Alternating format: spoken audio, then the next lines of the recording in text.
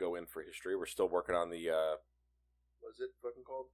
Zacapa, yeah. Still working on that. About halfway done. Probably not going to make it to the end of this. I'm being perfectly honest. Passed out. Yeah. Just passed out, fucking in a wheelchair downstairs. Face down, ass up. So, boys, we have, I'm going to say the same thing. You already know a little bit what's going on because you're a little nosy rat.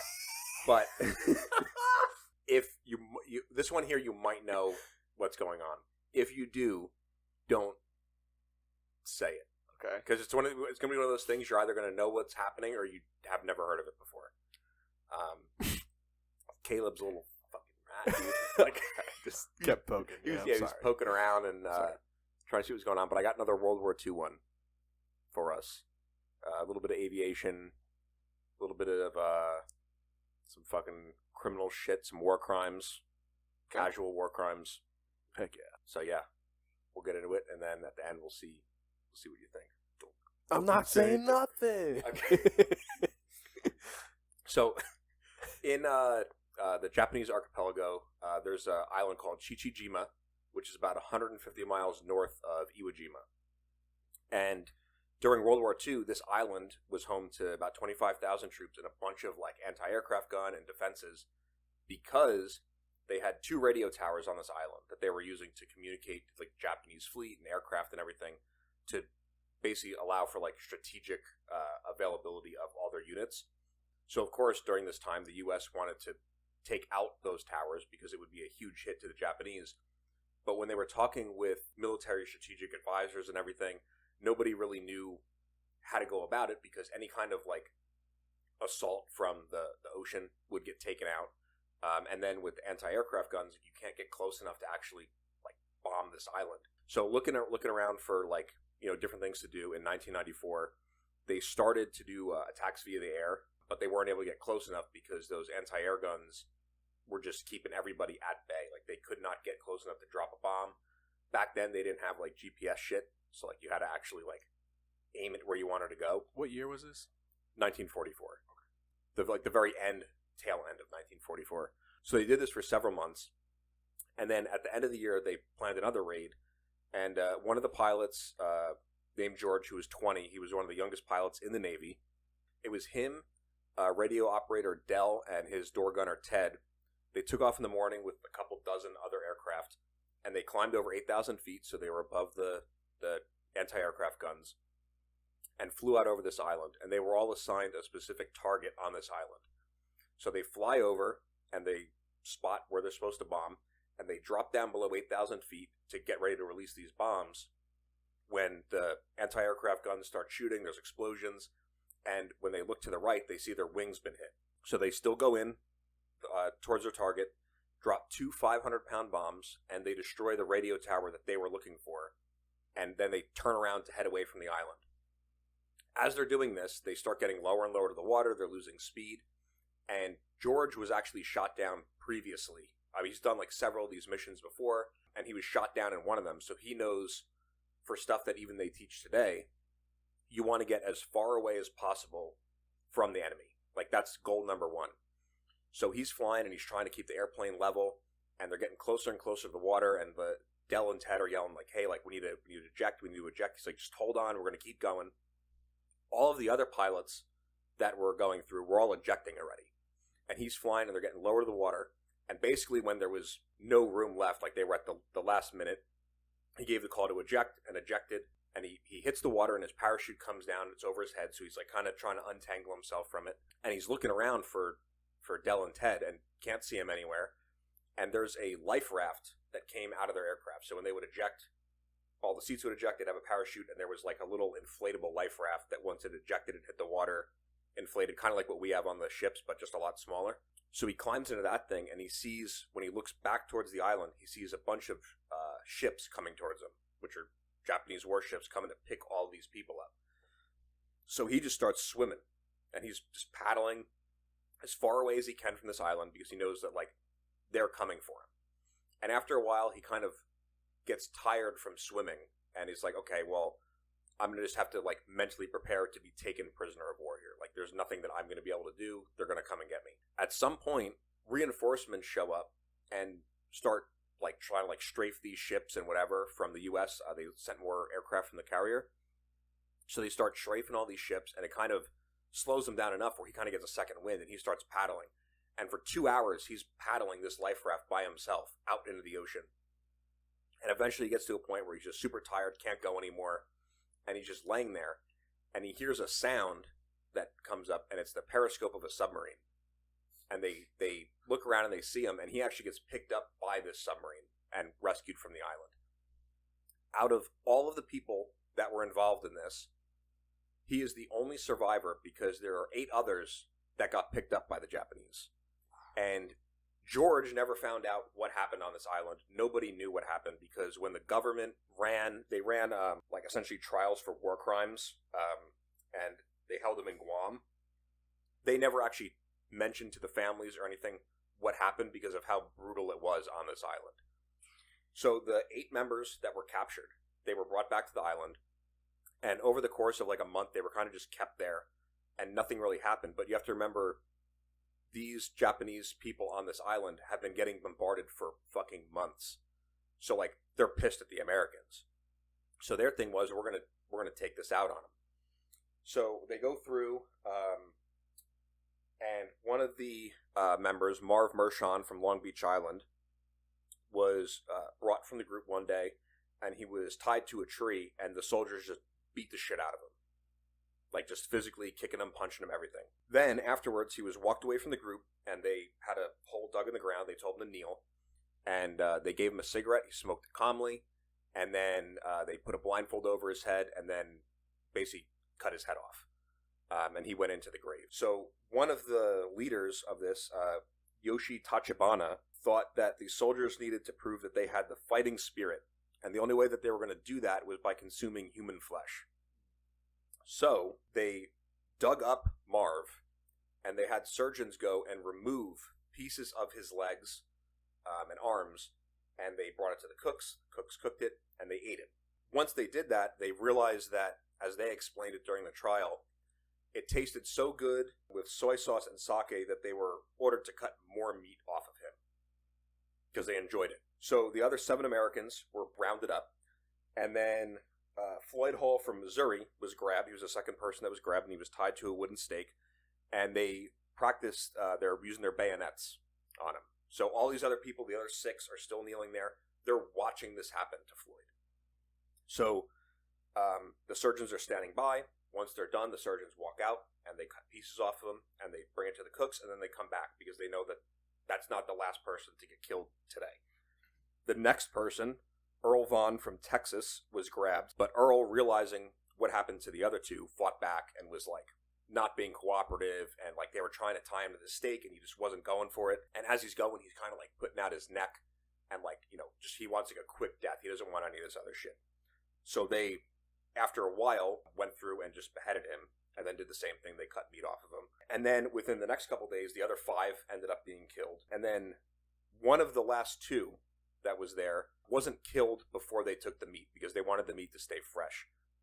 So they kept them alive until basically their bodies shut down because they had cut so much of them off to cook that they ended up dying. So after all this was said and done, 34 total Japanese soldiers were tried for war crimes. They were found guilty and hanged, and they're buried in unmarked graves in Guam. There's other people that like either witnessed it, participated in like a secondary way. They were tried and sentenced to 8 years, and then they were released when the war was over, because that's usually how that like war crime shit works. So when George was 80 is when he learned about all this. But the crazy thing is with having this happen, like he didn't waste any bit of life. He was appointed to the Chief of Liaison Office to the PRC in 1974, became the 11th Director of the Central Intelligence Agency from 76 to 77, and in 1981 was elected as the 41st President of the United States, George W. Bush. And his son, the other George W. Bush, was president after Bill Clinton. So the pilot George was George H.W. Bush Sr. Damn. Yeah. So if he had not flown away like, who knows what the hell would happen, because he wouldn't have been there. Yeah. The other Bushes wouldn't have been there. Like, there's a bunch of shit going on with, like, ooh, did they do, it was like 9/11 an inside job, whatever. Like, all that shit goes away because... No weapons of mass destruction. Right, exactly. Like, what do we do in the Middle East? Because he knew enough to not eject immediately. That's crazy. Yeah. And was the only person to survive because of that fact. It's actually... so it's kind of funny. So when I figured out who it was, because I was like, is it a celebrity? He was like, yeah, kind of. People know him. And I just brought it up. I was like, is it George Bush? And he's like, don't tell Dan. The way he said it, though, he was like smiling, but he's such a fucking rat. That was a good story. I'm glad that I actually got to hear it for what it was. Yeah. Yeah. Did you have any inkling that? I'm glad I didn't. I'm glad that I didn't see Santa's presents before they. Did you arrived. have an inkling that it was George Bush? No, I had no idea. No. Yeah, he was the youngest naval aviator. I mean, George is such a common name. It's not like I don't know. I just figured, like, you hear George and, like, the Navy and, like, people know that he had, like, that whole, like, shoot down incident with Japan. I didn't know if you would, like. I didn't know. I wasn't thinking about that. Yeah, it's one of those things you're either gonna, like, hear it and know, like, oh, it's George Bush, or you're like, who the fuck's George? Yeah, I mean, I honestly like I already kind of knew about, like, George Bush Sr.'s, like, history and stuff, but, like, a lot of people don't really understand, like, some presidents, a lot of people who have been elected into political offices have served in the military, like John McCain. I think it stopped at Clinton. I think Bush Sr. was the last one. Yeah, I think he was, because RFK was on a PT boat. Yep. And then I'm pretty sure, like, everyone before JFK. that. Sorry, JFK. Yeah, not RFK. What am I saying? RFK was not. He didn't do that. Yeah, because Bill Clinton was after George. He was Bush Sr., and then Bush Jr. was after him. Yeah. Because he was director of the CIA during the Reagan administration. Yep. And, Reagan's the one that appointed him to both those positions. Yeah. I mean, oil tycoon and I mean, definitely made it worth it. But I mean, there's just so much stuff that may or may not have happened if that didn't work out like that. It is kind of crazy. Like, you look at both Bush Sr. and Bush Jr., just completely different lives. Like, I do feel that, Republicans have something going for them for a while, and that was the Cold War. Well, they had like a 20-year span. Yeah. Where it was just fucking red, dude. Yeah. And like, the Red Scare. There's different Red Scare. Oh.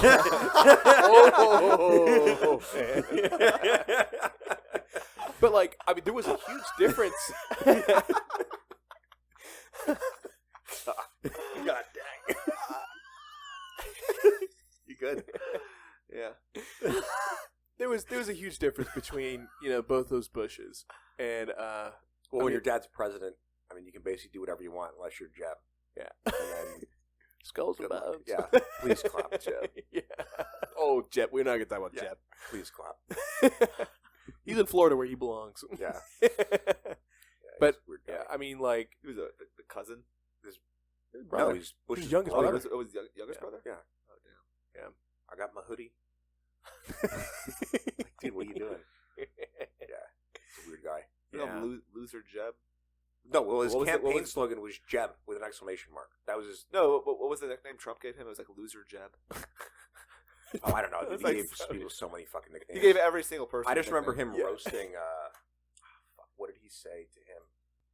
He said something to him about, like, where he was, like, going off the stage.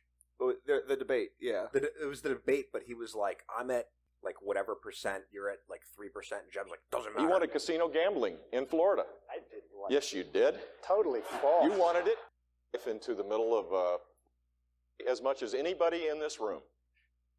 Things coming to an end. On who would have been the best negotiator to deal with Iran. It wasn't a Republican. It was Hillary Clinton. You know what? As it relates to my brother, says safe. Ever ready. It's very high end. I don't know where the one is, but he was saying something where, like, he's like, I'm at like 50%, and you're at 3%. You're moving further off the stage. Eventually, you're not going to be on here anymore. And Jeb's just like, doesn't matter. Doesn't matter. And then like a week later, he fucking dropped out of the race. Yeah, it really didn't matter. Yeah. What was the stuff he was saying with Iran? Well, they were asking him about like they're basically going on freaking Iran because they're like your brother fucked it up, and he's like my brother's the best person in the world, you know, like just typical shit. And they're like, no, no, he's not. He's a cool guy. I would have a beer with him, but I don't. He does his like little art projects now. Yeah, he just drives around a fucking F-150 on his fucking ranch, dude, and just chops wood. I mean, I do remember, like, for a while, like, while we were in Iraq, there was, like, a threat from Iran during that time. What was it? President Ahmadinejad? I think he was the president at the time, but he was always, like, made out to look like a homeless person. Like, he looked like he was homeless. He just had a terrible-looking beard. He had a really cheap suit, and he'd get up in front of stage every single time. But it was during the time Saddam Hussein was in power in Iraq, and there was always the conversation. I remember in school for a long time that we were going to go to war with Iran, and that was next. And the funny thing is that you didn't hear anything from Israel during that time about Iran. Netanyahu was in power at that time, like he was the prime minister, and like he didn't say anything about Iran. The United States did, and they noticed the issue right from the get-go because I think that might have been there in the time when Iran started the enrichment facility. They started construction for the enrichment facility, and we had already started developing the bunker busters for Saddam Hussein's arsenal, which, you know, we were talking about it earlier, like, you know, the what-if situation, but, you know, the weapons of mass destruction that Iraq was supposedly to have had, they were talking about the chemical and biological weapons used against the Kurds in Iraq, and that was considered to be the weapons of mass destruction, because, like, you know, you're seeing, like, these poor people from these villages being, like, just wiped out, just skin melting off their body. It was heartbreaking. I remember seeing that as a kid, and that was a big thing for a lot of people, you know, within my age group that were joining the military during that time, because they were like, hey, I'm going to go to Iraq and Afghanistan and get some. Yeah, but even today, like, that whole weapons of mass destruction is viewed as a massive intelligence failure. Mm-hmm. Well, that was part of what do they call it? It's Operation Speedball or some failure. shit. Yeah. What was the thing? Operation Speedball or something, where that guy basically made up that entire story and passed it on as if it was real. Like, there's a guy. Shit. What's the name of it? Yeah, I want to say it was Operation. I don't want to sign in. What is it? Speedball WMD. Curveball. So that's the informant that brought up the stuff with the WMD program, but was basically just like saying whatever the fuck he wanted. Like, there was no basis to what he was saying other than the fact that he worked in that field. And that's like what they took his credibility for. And like made that whole thing like a bunch of different freaking claims. And they were like, yep, he's telling the truth. And then here's like that famous thing, freaking 2003 with Colin Powell doing like the presentation for anthrax and stuff. And that was their main thing for them having WMDs, was that guy saying that they did. Which, I mean, it is kind of crazy because Iraq did have. I don't know what classifies a weapon to be a weapon of mass destruction, but like there was proof of biological weapons and chemical Probably weapons if it's like not pinpointed. I think that's the, like, if you set off a nuke, like you can't be like, we're gonna nuke like this. They're like talking about nukes. Okay, because like it was proven that they didn't have nukes. Yeah, but like same thing even with any like bioweapon or whatever. Like you can't be like, we're gonna irradiate this specific area. Like it's just gonna go with the wind. Right, because they did use biological and chemical weapons on the Kurds, and I don't know if they ever used them during the Iran-Iraq war. So that's what pretty much launched the suspicion of them basically having nukes. Right, because Iraq had Scuds, and I don't know if you guys know what Not- Scuds no. are. Scud is Big Scud missile? yes. It's a long range, or I believe it's a short range weapon, but I think short range weapons are still within like That's 600 to always 800 changing, dude. miles. It's changed so much recently. Yeah. I honestly have no idea what the range is for like a Scud now, but the Scud, I mean, like if you like back in the 90s, it was a truck that like this huge truck that literally housed a giant missile on top, and the missile would be pointed straight up Yep. and launched. Okay. And that was like Iraq was known to actually have had Scuds. So whether those were, weapons that had like a warhead that was capable of possessing a weapon of mass destruction, I'm unsure. But from what I understand, if biological and chemical do fall within the WMD's category, then Iraq definitely had them. They used them. Well, I mean, like for this, so like over here, like Bush blamed the CIA that they failed to investigate, but then in 2011, that guy admitted that he lied, and his story was used as justification for the Iraq War. Okay. I mean, like, So, I mean, that kind of says it there. You're blaming the CIA for something that this other guy said, and you're like, you didn't check your facts. I It's mean, like the oopsie. that entire war, I mean, it went from like, yeah, if we were invading Iraq for the purposes of unarming them of these weapons, it was far from that, because it went from like we're invading and it took like less than a month for us to literally occupy the entire country, and then it was terror the entire time. It was IEDs and urban warfare for over 10 years. Well, I mean, at a minimum, it got Saddam Hussein out Yeah. of there. Because, like, have you seen the video? It's been going around kind of on, like, Instagram and stuff, on, like, history pages of when he came into power, what he did, like, Yes. immediately. No. So he was in basically whatever their, like, Congress thing is. So it'd be like if like, picture, like, how the House looks, where everyone has, like, those seats. Mhm. And there were people that... Oh, is this where he was removing people from their seats? He was removing people Yes. from their seats that were Yeah. claimed to like not be for the regime, Yep. and having Okay. them jailed and executed. Yep. And was just calling out names and having the guards come And it in was pick it them was up. in public. It was in front Yeah. of the entire government, and he would just call out names. They would come and pick them up, and then and that it was so nonchalant the way that. Okay, I have seen these yeah. videos. He would just yeah. go up and just start reading names off, and everyone's in there, and they're like, "Fuck." Yeah, it's a very Hitler-esque type Right. rise to power, because Saddam was brutal. Are you saying you only want people in positions of power that are devoted to you and only you?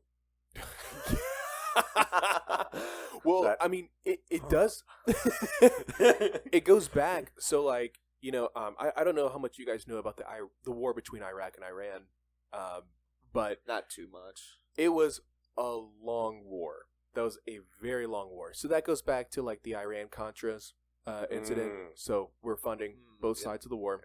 Was it Fucking during- Reagan botched I would it. actually Reagan look stuff up on my phone about and this. Colonel Oliver North. Yep.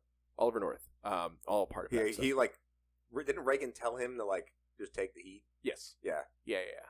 And so basically, the Iran-Iraq war, just to kind of summarize it, because it's a long event, really unsure why the war started. It just seems like something that they just like, they don't really like each other, so they start war. But it's a back and forth war, so they would gain ground on both sides of their borders, and they just push each other back and forth. Yep. That's all it was. Both of them were getting weapons from Russia and the United States, and Iraq was known for having the more elite military, and Iran was known for having the more elite political office with more numbers. That was it. And the war ended with a stalemate. Thousands of people dead for really just little reasons. And Saddam came into power because of that war. And same thing with oh my gosh, what do you call the Ayatollahs? The Ayatollahs started getting a little bit more attention from after that war. So there's a lot of interest from the United States going into that portion of the Middle East between Iraq and Iran during that time, because they are starting to look more like superpowers in those countries, and kind of threats in that area, because they've been actively going to war with, guess who? Israel. for Shocker. for like the past like 50, 60 years. And so at that point it does bring up like a question is like, have we attacked Israel and Iran for the interest of Israel, or have we done it for interest of ourselves to combat terrorism or whatever? Because Al-Qaeda is created from remnants of the Revolutionary Guard. The Iraqi Revolutionary Guard. Okay. I'm fairly certain, because like when we steamrolled Iraq, those people couldn't fight in uniforms anymore. Well, because I thought Al Qaeda was essentially the evolved version of the Mujahideen. No, so that would be the Taliban. Well, no, Al Qaeda and Taliban was always, because they're always nationalist focused. So the Mujahideen was more nationalist. The Taliban. That's right, because they were essentially protecting itself from the Soviets. The Soviets' invasion. There was that whole 10 years that they were trying. That's right. And then what had happened was the fall of the Mujahideen was there was I can't remember his name, but there was a man who was seen as like the leader of the Mujahideen. This is another thing I was reading about the other day. I got Let it. me see if I have it.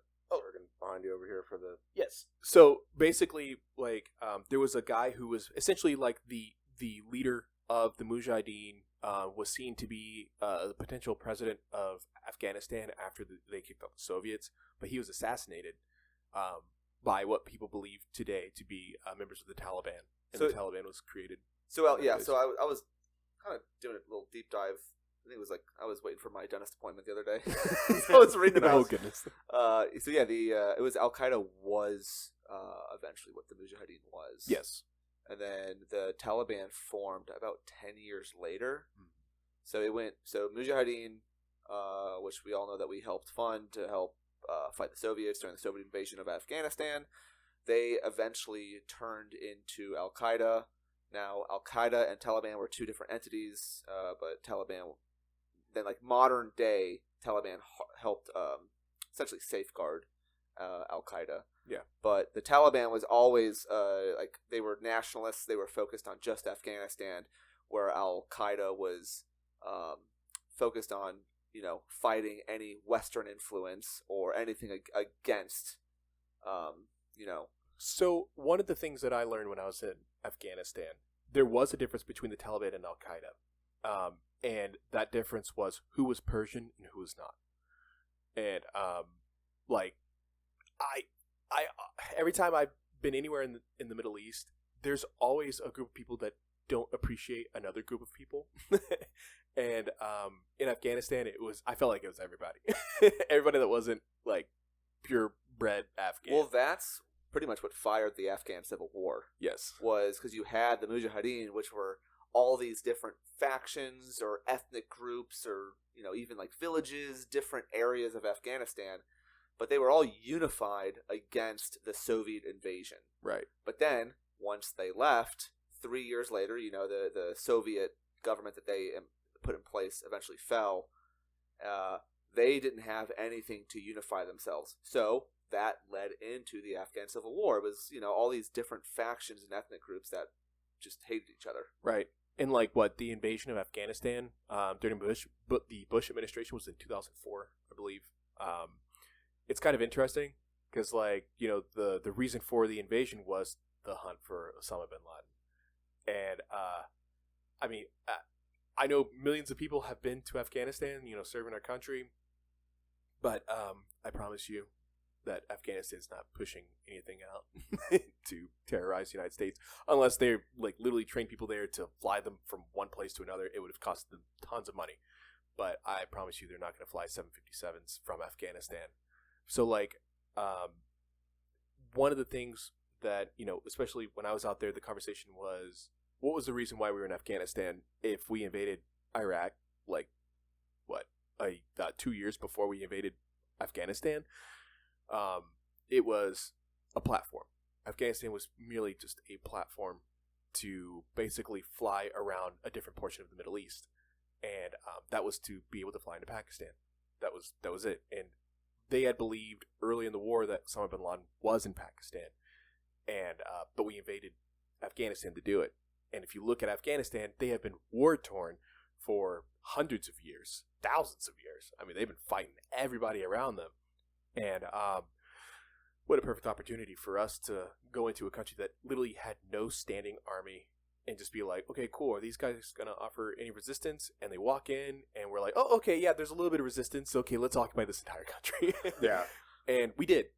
Like, we literally occupied that entire freaking country for 10 years. And, you know, once we took down Osama bin Laden, it was crap. Like, what do we do now? Yeah. And, you know, Bush Jr., I do have to give it to him. He is a man that doesn't want to offend anybody else. And he's just like, you know what? Like, we realize that you don't want us here, and we are going to rebuild your country. Like, that is our intention. And he did pretty well in Iraq. Before, obviously, ISIS went through. But for the most part, Iraq was getting a lot better. I remember watching documentary videos. I think it was Vice. They were following around a motorcycle group. And they were driving around like Kawasaki Ninjas. And like used to not be able to see that in Iraq. Like they had a very Western type lifestyles. And women didn't have to wear burqas. They didn't have to shield their faces or That's anything. how everything was, like, especially like Well, you look Iran in like the 70s. It was like from I think the 20s or 30s to the 70s. Yeah, it was like chill. Yeah. Well, Afghanistan was one of the most peaceful countries in the world. And like It was a cultural hub. Yes, Yeah. like hippies used to go there and just be like, "Whoa, look at this place! poppy seeds, Just get freaking high, Gonna get some opium. Go listen to some Cat Williams, not Cat Williams, Cat Stevens." I don't think that was even a Cat Williams. Give it a little bit more. I think I might be good for a minute, but like, yeah, Afghanistan was just like one of those weird places where I think people they were just tired of being pushed around, and you know. Brian and I have been watching a documentary on a newer documentary on Netflix about the war in Vietnam. It was the Turning Point on Netflix. It's pretty good. Yeah. It's great, honestly. Like I think it was the best way to describe how Afghanistan was at that time, and especially when the Bush administration came in to like move in troops, is that they were just fed up. They were just so tired, and they just wanted to fight. You know, get people out of their backyard. Obviously. Things did not end the way we wanted them to, but you know what do you expect? Yeah, you create it's like a germ, you know. Use one thing to eliminate another thing, and through science, something else is created. when you take two different compounds to eliminate each other, something else is created out of that. Sure. And in that instance, we had the Taliban that just moved in and took over that country, but I think that if Bush Sr. didn't make it out of that crash and Bush Jr. never existed, I still truly believe that we would have different issues in the Middle East. If it's not with the same people that we dealt with, I do believe that we would still have serious, if not maybe more serious of an issue with maybe the same parties that we dealt with. We wouldn't have global warming because what's his face would have won Florida. Al Gore would have won Florida, and that would have been it. You're on a different track, dude. Well, would Bill Clinton have run if George Bush Sr. never became president, though? Would Bill Clinton have run? Probably. I mean, George Bush Sr. was only a one-term dude anyway. Like, I don't think he was even. I don't think he would even made it through like that second term. I think he would have probably died way earlier. I think the only reason he lived as long as he did is because he didn't have a second term. Like the amount of stress and stuff that you have in that first 4 years, and then doing it again after everything he's done already. Nah. Yeah, I mean well then you have Bill Clinton come in, young guy. Amazing speaker, just kind of everybody likes him. Yeah, and then he kind of kills it during the while they're running, and he wins it. So yeah. I it's kind of interesting. Like, you know, the early '90s have always been just kind of that turning point for Democrats and Republicans, because I think the Republicans have been unchanged for a very long time. I think that they have stayed to one thing since the Reagan administration, and they haven't wanted to change because of that, because they've just been There's yeah, a but state. before that, they were like opposite of each other before the Reagan admin. Well, the Democrats were about the same way. The Democrats' views that the Republicans had before the Reagan administration were about the same. They weren't that much different. It was just who was willing to fight a little bit more for their party. Because, like, Nixon, we had Watergate, right? Literally spying on the DNC just to get a leg up. Well, it's crazy. Right. It wasn't even a leg up. It was just his own paranoia. Right. He literally won every state except for Wisconsin, which the other guy was his home state. Right. Like mopped the board, and like he didn't have to do that. It was just his own paranoia, like made him do it. Right. He would have won. He would have won anyway. But, like, especially, I mean, honestly, from this documentary, I've been learning a lot about the Democrats alone. Because, like, I feel like I said, I feel like the Republicans haven't really changed that much. But the Democrats definitely have. Especially, like, LBJ, right? Like, that was one of the things we talked about at work, was he was really known for the civil rights movement. And then, like, the Democrats have their own faults, just like the Republicans do, too. Like, they have progressively changed really fast to look at the population and be like, okay, cool, like, have you guys seen what these people are talking about now? Like, we're not talking about that, but they are. Like, we can get but more they votes kind of doing fucked this. that up recently. I mean, in the past 6-8 years, have botched what the majority of people are doing versus what the vocal minority of people are saying. Right. And have completely lost touch with anyone in their voter base because they're just doing shit that they think people will like because they're loud. Well, and that's what I thought, especially with You talking about with the Democrats? Yes. Yeah. So, so I started this audiobook. It's called Win Every Argument. Sure. You jerk. And it's mostly geared towards like debate level of argument, Right. But it still talks about how you could bring it into like everyday situations. But there was an example that this guy was giving, and it was it's also a very political book, Right. And he was mentioning how like modern day Republicans are, because a lot of winning the argument is getting your ideas to the audience and the audience agreeing. And so the audience is the people. So if you're a politician running, the audience is the people that are voting for you. The Republicans are very good at getting the attention of the audience and then getting the audience to agree with them. Democrats have consistently, like you're saying, been terrible at...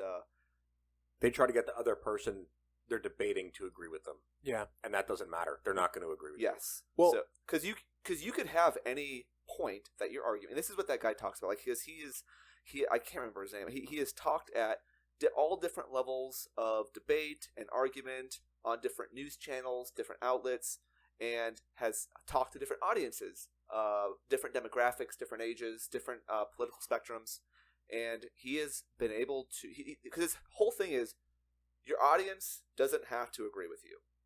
It's just getting them to side with you for a particular agreement. So you have to know your audience, and the Republicans are good at that. Yeah. The Democrats aren't, because they're siding to that. They're looking to that minority. I mean, look at how many of the Hispanic population they got to vote for him. Yeah. Yeah.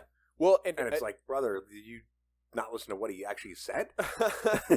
Yeah. Well, and that's the thing with Trump too. Like, and that's why I believe he won his first election and the second one too. He's not a lawyer. Lawyers, I believe, don't know how to talk to people, because when you look at most bills, you look at most any sort of like government regulation or Mehdi Hassan. That's the author of this book. What's the name of the book? So it's Win Every Argument: The Art of Debating, Persuading, and Public Speaking. Sick. Look at that. But Yeah. like, I think what the Republicans have done was that, especially so with Trump, he's a businessman. Like, he talks to people like they are, well, people, and he doesn't have lawyers speak. So he talks to them naturally through plain language. And lawyers, obviously, like I said, if you guys read, like, I know you guys have looked at a bill. It's legalese. Look at how Harris spoke. Yeah. Like, Very lawyery. Yeah. I mean, she was a DA in California for a long time, and like, people don't want to hear that mess. Nobody does. And like, I think the only person that did it really well was Obama. Being a lawyer, him and his wife were both lawyers. He knew how to talk to people. And I just believe it was his upbringing, too, was that he just knew naturally Yeah, but how to dude, talk to people. probably for this century, he's probably going to be the best orator politician we're going to have. Of course. I don't think anyone's going to beat him. Do you know why? I believe when you go back to George Bush Sr., the reason he got voted was because he was a veteran. He was a veteran. I don't know exactly if he had a law degree. Probably did, but but if he did or if he didn't, it doesn't matter. He fought for his country, and that's what's going to win him the presidency if he became the nomination for the Republican Party. That's what was going to win it for him. And I mean that RFK had that. RFK, I keep saying that. JFK. He had the same thing. He was in the Navy. Well, my thing is, I don't understand why that's not one of the requirements. Like, if you're going to be in charge of the military and armed services, how is it possible that you've never served? I don't see. I don't see that as like a why. I don't know. I don't agree with the whole idea of having to have served to be commander in chief. But would you let like a police chief be a police chief if they were never a cop? Like, could you just get hired as being a police chief because you can talk well? I mean, being police chief is a lot different than being president. In charge of the military? I mean, it's still that's your main president job of the U.S. Yeah, but your main job is directing U.S. forces for defense and for going overseas to do things. Sure, that would give you a bunch of credibility points. But if you still know, like, the political landscape of navigating that position, and you understand policy, foreign policy, now you're able to drive your country into a whatever direction it needs to go to. Like, military service is not like a qualifier or disqualifier. But look at, if you go back into history and you look at people who were in command, like Teddy, he was perfect for presidency. That guy, like literally went. I mean, he really took the United States from 1 to 100 really freaking fast. And so, Eisenhower did too. I'm not saying that if you have somebody who's running for president and they do have a history of military service, especially at a top level, right? That's not something just to ignore. That's huge credibility points. Well, I mean, you get credibility points, but I mean, we also know people that are high up in the military, and it gets to be a political game. Yes. Where, like, that's going to happen at a certain point. I just don't see where your main job is something that you've had no background in. Well, like, to me, that's just fucking crazy that you can have something where you were in charge of everything and you've never done any of it. Yes, but like, so, like, at all. Well, that's what I'm saying. Like, it's nothing to like. No, it's nothing. It's nothing to ignore. I don't see where people are like, no, it shouldn't be a requirement, and it's like. Not even 4 years, not even to like understand like here's like the very base bottom of like what these people are doing. You need a balance though, because like there are issues, especially with having just a military background. Like I said, with Eisenhower, the civil rights movement during Eisenhower's presidency was not great. Like he didn't do anything to help any minorities in the United States. So like that's where that balance has to come in, and that like if you have a military career, yeah, that's great, that's awesome, you can protect the country, but like can a you lot take of care them of do the the people? military, and then like like you said, they're a lawyer, or whatever, or they did like public speaking, or they went into they became a congressman or some shit. I don't see where the thought lies of not having that be something where it's like, hey, they need to do the job at some point. Yeah, no other job in the world has that, where you can just go to the top and never have done any of it. I mean, Kanye West tried to do it. I definitely. I mean, that's not a great example. Like I said, though, is would I see, like, would I favor somebody with military service? Probably. Yeah. You a Hegseth guy. He was in the National Guard. So again, that's one of those things, though. It's just because you're in the military, isn't this qualifier or disqualifier? No, I'm not saying it should be a qualifier, but it should be one of the things. I mean, if we're going to have it where it's like, there's a minimum age, why not have a maximum age? Well, I mean, that's because that's people, right? But people go with that, and they're like, "Well, it's the age discrimination stuff." I was like, "Is it for it's not president of the United States?" No, like, we're not talking like, oh, we're not going to hire you to work at Walmart because you're old. This is not like you're one of the most powerful and influential people in the fucking world. Yeah. I mean, I'd be on board about an age, and that's not just being. I feel like that's not even a political question, right? No. There's some people that are like, no, that is. There are laws, there are age discrimination laws, and that is a protected class in that. And if you put an age cap on the presidency, that means you're going against that discrimination. Because like everybody has that old person in their family who has just went into the deep end with their ideologies. Yeah. That they're like, well, they're just not the same when they were. I'm getting a job at the Super Collider tomorrow. Again, so here's the thing. So one of the big things with this administration is they brought up the importance of having kids because none of the Democratic people running have kids. So what's their stake in the future? What's your stake in the future when you're fucking 80? Yeah. I don't give a fuck. Yeah. What am I going to be here for? 10 more years, maybe? Ooh.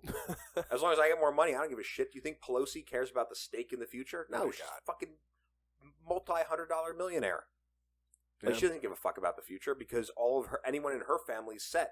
Yeah. Because they're just going to take charge of that estate and not have to do a fucking thing. So what does she care? Actually, that's I just saw a thing in the news. I think it was last week, but Ocasio-Cortez actually just proposed a bill for any elected member not being able to invest. Yeah, and that was what was all his name? Yeah, all about it. There's a It's guy like the one from good thing she did. Kentucky. What do you expect us to be poor? Yeah, right. That's what he said. Who was that guy? That was that was his line. What do you expect us to be poor? You get What a was his name? paycheck. A pretty handsome paycheck at that. I like how it's a Nigerian movie. Where is it? It's got to come up in here. Let me put Congress after. That'll probably pull it up. Because I was watching, there was like a town hall meeting, and basically that meeting. Or is it living in poverty? Was that the line? What was the guy's name though? Was it? I bet I can find this on TikTok. Wait, hold on. Is this?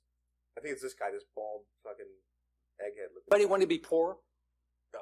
I will never forget the moment Donald Trump did this. Some weird shit. This is not me. All right, But pull up what his name was. Because I don't know. I mean, this is the guy. I just don't know what his fucking name is.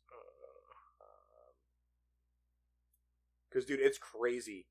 This guy literally just sitting there, and he's making, like, his salary is, like $200,000 a year, and he's worth, like, $110 million. And he's like, what do you expect us to be poor? And it's like, dude, come on now.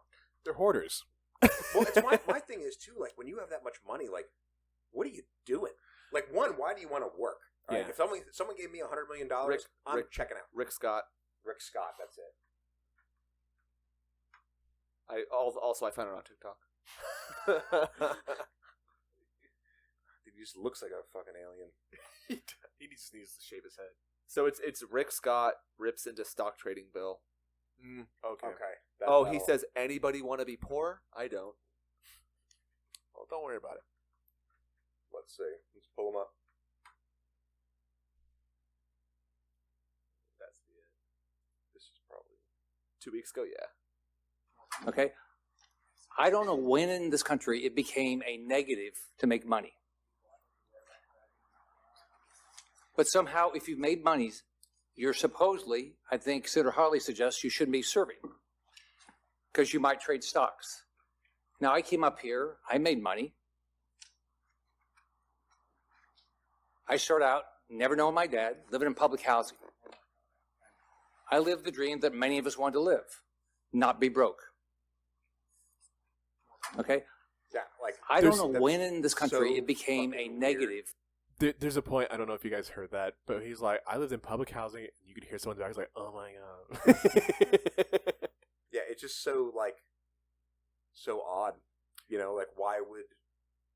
Like, so, dude, if you look at these people's...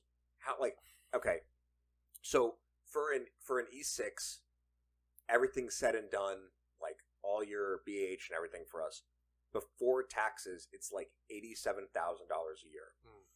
If I was worth $50 million, they would have some questions for me. Yeah. They'd want to know where you got that, because you only make, before taxes, less than 100,000 a year. So how are you worth $50 million? Like, I'm not shaming purchasing stocks and trading stocks. Not when at all. When you make the laws. Right. So, so this is where, let me finish. If you're a politician and in charge of this country and passing policy and law, and you're dealing with these massive corporations that are going to sway you in a certain direction to pass a law or try to push people against the law that is going to be pushed, well, that's where most people have an issue. I think the only thing that you should be able to do as a politician is buy the SPY with no options. Is the only thing, because at that point you are purchasing what the U.S. economy is going to be. But also, if you're going to go into politics, your priority should not be making money. Right, no. But your priority is serving the people. At least at that point, the only thing you're able to buy is the only way it's going to make money is if the U.S. does good. Right. That's it. But and that's why there's no options, because then you can technically do like puts and like make money if the stock market fucking collapses. But at that point too, he even made the comment. He's like, "This is why people like us like serve. It's because you have money and you don't need a paycheck. That's it. And you shouldn't be doing anything else other than help lead the country or help the country." Right. That is. I mean, even if you look at the founding fathers, they were wealthy people. Yeah. Like George Washington. I mean, he was a good guy. Good guy until that lead got to his brain. Yeah, I mean, he had wood teeth, But like, he just little woodchuck. But like, my thing has always been, I mean, and it will always be, is that these people that are elected into these positions are public servants, and that's how they should act. It's not that they should make money off of us, which they do. They make money off of us because the middle class is literally the people that are driving this entire freaking country. They need to just relax, stop making money, and like serve us and be held to the same standard we are, especially as active duty military. And I'm not, and I'm totally okay with them getting the paycheck they're getting. Sure, it should be a comfortable paycheck. Because $200,000 a year, you're looking good. When you're serving at that level of government, obviously money solves problems. Right. Yeah. So I don't want you to have I don't want you to have financial troubles. But maybe I want you to focus on the people's lives. Maybe there's a threshold, because like at one point, especially if you are working in a government position, they are going to go into like how much money you have and how much you are worth. So like maybe, I don't know, if you have over $100 million, they don't give you a paycheck, and they tell you that. Yeah. They're like, hey, like you're not good for it. Like you're not going to get a pension because you don't freaking need it. Like, how about they do that?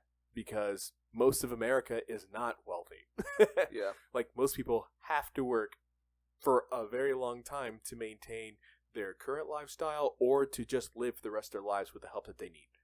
Like there's a lot of issues still with our system where it needs to be addressed. And just like you guys said earlier too, also setting a threshold to like the maximum age for like political positions, because now, I don't know. When Trump first got voted into office and he started laying people off, I was like, do it. Get them out. Like, they're old. And, like, it was kind of cool for a bit, and then he fired Mattis, and I had a huge issue. Yeah, Mattis just left. He didn't even No, he was fired. Yeah, but he wanted, Trump was like, you're going to do this, I'm going to fire you. And he was like, no. He resigned. So, so Mattis totally resigned. Yeah. They fired other people that were with him, though. Because they were at a disagreement. Yeah. He wanted Mattis to do something. Mattis was like, yeah, we're not going to do that, actually. He was, like, having a tantrum. I mean, it's a little off subject, but, I mean, like, Mattis is, like, one of the best advisors you could have had in that presidency. Yeah. And, extremely intelligent. Yeah. Intelligent and a fucking war dog, dude. Dude, he's a freaking warrior, man.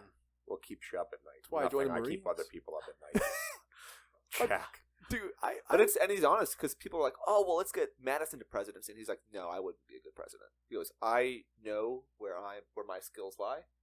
President's not one of them. I could advise those people, for sure. He goes, but I couldn't do that job. Yeah. I mean, he was enlisted at one point, too, in the Marines, right? Before he became an officer? Was that him or Kelly? I don't know. I think Mattis was always an officer, commissioned. I don't know, but I have not too many flag officers were prior enlisted. I did get a chance to meet one of them, though, in Lejeune. He was the 2nd Marine Division General. So, 2-star General, Marine. It was actually this event. We were at his house. He was hosting us. And I'm sitting there chatting with him, drinking a beer, and, eating some food just at his on his patio. And then he drops a line about, oh yeah, when I was a corporal. I was like, no shit, you were enlisted. He goes, yep, I was prior enlisted. And I don't want to hit you in the face anymore. and now I'm a 2-star. That's wild. I'm like, that's Mafia's working their way up. Yeah, they are. Ooh. Before Mafia. solid guy too. Just Major General Love. Now this was back in 2017. Do you play golf? Oh, I'm sure, Okay. dude. Beautiful house, actually, right off the golf course on Lejeune. He's probably a 3-star by now if he stayed in. He could have gotten out. Dude, look at that hat. Did you see that? Go back up. Oh. And so Old he was range hats. Oh yeah, and he was on his way up to like pretty much progress his career as well, because he took a promotion, not like a rank promotion, but a position promotion. He went from division general. I don't know. There's something about, I forgot where This guy? Yep, that's him. John Oh. K. Love. Let's see where he's at now. Retired.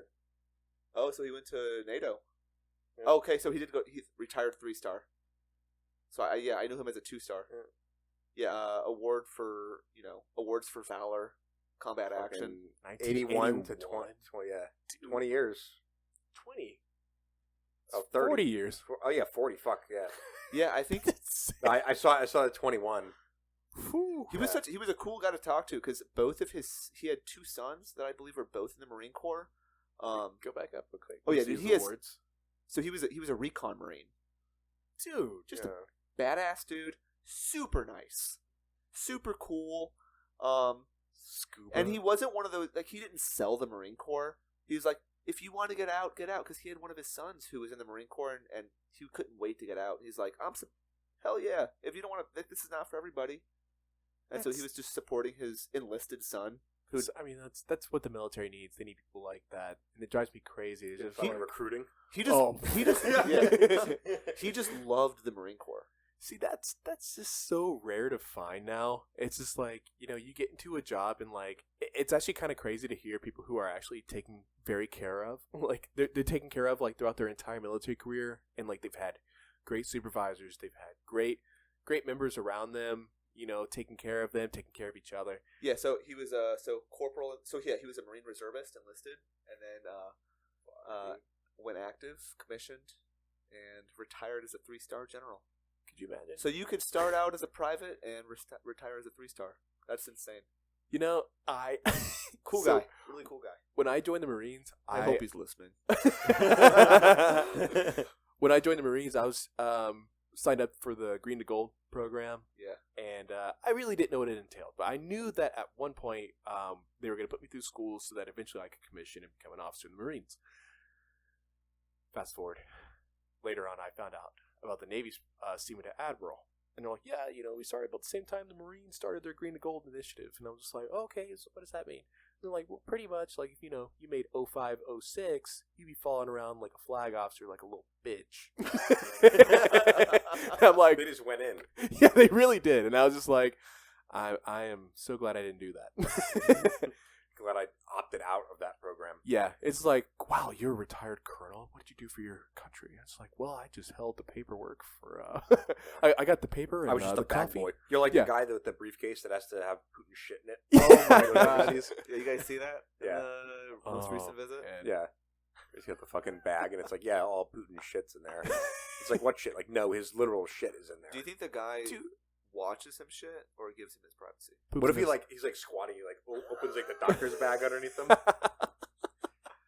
Or like he a just poops potato, it- like a Or they just give him like a plastic bag. heated potato hitting the ground. Yeah. I don't know. It's Putin. He's the only one that doesn't have the same Buenos diet. noches. Buenos noches. Buenos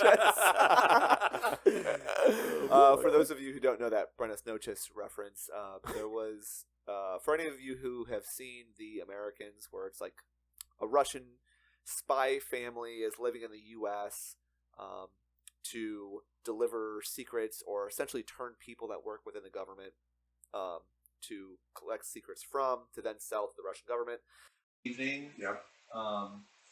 There he is, standing with flowers. Now, mind you, these kids flew from Argentina to Russia, and they're told all of this, and the door opens, and they see Putin standing there, and he just says, "Good night."